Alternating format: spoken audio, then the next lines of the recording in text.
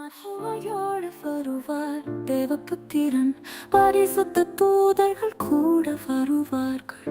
அவரது மகிமை சிங்காசனத்தில் இருப்பார். ராஜா நீதியின் தலைவன்.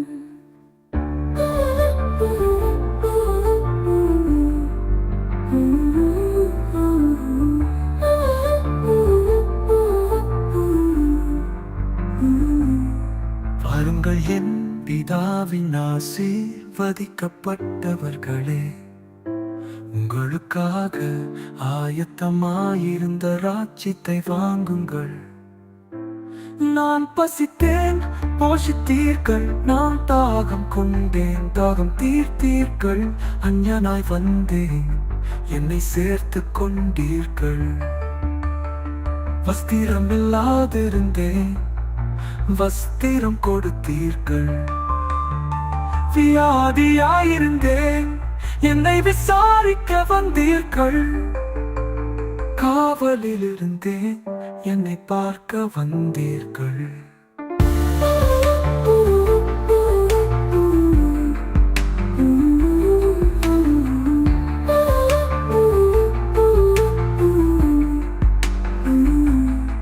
ஜனங்கள் யாவரும் அவருக்கு முன் நிற்பார்கள். ஆட்டுக்கடாவை பிரிக்கிற மேய்ப்பர் போல் நல்லோர் வலப்பக்கம் பிறரிட பக்கம் தன் மக்கள் அழிக்கும் மகிமையா.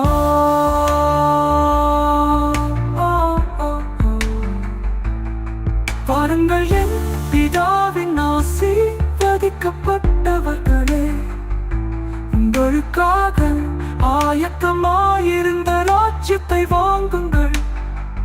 நான் பசித்தேன், போஷித்தீர்கள். நான் தாகம் கொண்டேன், தாகம் தீர்த்தீர்கள்.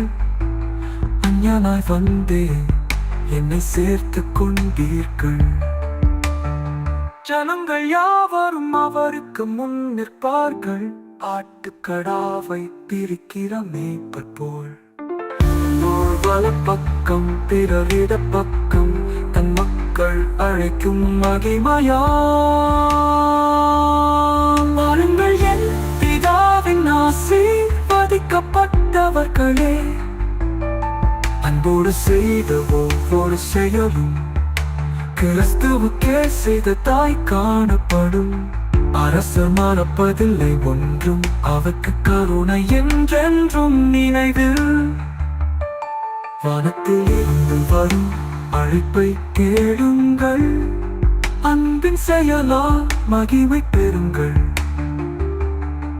சிறியவர்களுக்கு செய்த நற்பணிகள், இயேசுவுக்கு செய்த சேவை என்பதை காணுங்கள்.